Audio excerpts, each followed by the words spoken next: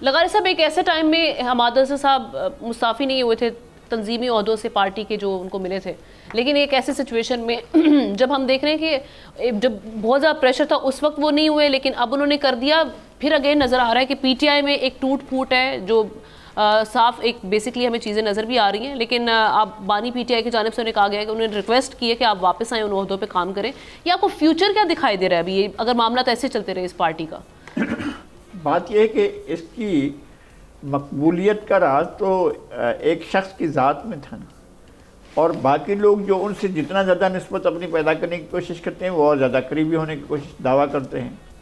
پھر وہ اپنا جو بیانیہ لے کر آتے ہیں وہ بیانہ کہیں رائج ہوتا ہے کہیں رائج نہیں ہوتا ہے، کہیں اس کو مانا جاتا ہے کہیں نہیں مانا جاتا ہے.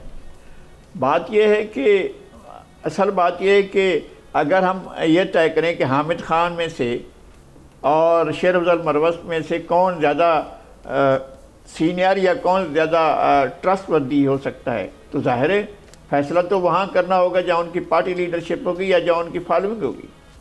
اسی طرح سے حماد اظہر جو ہیں ان کا اچانک یہ عہدے چھوڑ دینا، اس کے پیچھے کیا سبب ہو سکتا ہے؟ یا تو یہ ہے کہ وہ اتنا بڑا بوجھ نہیں اٹھانا چاہتے ہیں، ایک بات یہ ہو سکتی ہے کہ جناب اتنا بڑا بوجھ کون اٹھائے. یا دوسری بات یہ ہو سکتی ہے کہ ان کو بہت بری طریقے سے جو ہے وہ دیوار سے لگایا جا رہا ہوگا، انہوں نے سوچا ہوگا کہ مجھے اسی طرح ہی رہنا چاہیے، مجھے آگے بڑھ کر نہیں آنا چاہیے. کہاں ہیں وہ جو بابر اعوان صاحب گئے تھے بڑے تمطراق کے ساتھ؟ لیکن جس وقت کریک ڈاؤن تھا اس وقت تو حماد اظہر صاحب نہیں، کہ اگر آپ کہہ رہے ہیں دیوار سے انہیں لگانے کی کوشش یا ایک پریشر ہوگا، جس وقت ہم دیکھ رہے تھے میجر یا ہیوج قسم کی ایک ویو آئی تھی، وہ جو ویو آئی تھی وہ طاقت کے مراکز کی طرف سے تھی. یہاں پارٹی کر رہی ہے اپنے لوگوں کے ساتھ. یہاں پارٹی میں بیٹھے ہوئے لوگ ایک دوسرے کو آنکھیں دکھا رہے ہیں، ایک دوسرے کو دھمکیاں دے رہے ہیں، ایک دوسرے کو اپنے مستقبل کو ختم کرنے کی باتیں کر رہے ہیں. یہ ساری چیزیں سامنے آ رہی ہیں. وہ ایک دوسرے کی ٹانگیں کھینچ رہے ہیں، وہ آپس میں لڑے ہوئے ہیں اور اپنے زیادہ قرب کا اظہار کرنا چاہتے ہیں کہ میں ہوں چیئرمین کے سب سے زیادہ قریب، میں ہوں قیدی نمبر فلاں کے بہت قریبی ساتھی. وہ یہ دعوے جو ہیں وہ لوگوں کے اس طرح سے جا رہے ہیں. تو ایسے حالات میں ایسی صورتحال پیدا ہوتی ہے. ہم نے دیکھا ہے بہت سی چیزوں کو.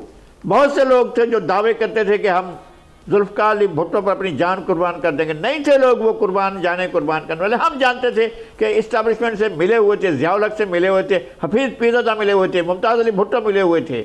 ہم جانتے ہیں کہ فاروق لغاری ملے ہوئے تھے. ہمیں معلوم ہے کہ غلام مصطفیٰ جتوئی ملے ہوئے تھے. یہ وہ سارے لوگ تھے جو ملے ہوئے تھے ضیاء الحق کے ساتھ اور دعویٰ یہ کر رہے تھے کہ ہمیں بھٹو کے شہدائی، ہم بھٹو کے ساتھ ہیں. کوثر نیازی ملے ہوئے تھے، پہلے دن سے کھلے عام ملے ہوئے تھے. ان کے بہت سے ساتھی جو ہیں وہ ضیاء الحق کے ساتھ ملے تھے. جو اس وقت جب بھٹو صاحب کو پھانسی ہوئی، جو اس وقت پارٹی کے سیکرٹری جنرل تھے یاسین بھٹو، وہ نہیں تھے بھٹو صاحب کے ساتھ، وہ ضیاء الحق کے ساتھ تھے. صحیح. اور پھر یہ ہوا تھا کہ ضیاء الحق نے چند سال کے بعد جب الیکشن کروائے تو وہ ان کا وزیر تعلیم بن کر گئے. تو یہ ساری صورتحال تھی جو پاکستان میں پیدا ہو چکی تھی. بھٹو کے ساتھی جو بنے ہوئے تھے وہ نہیں تھے.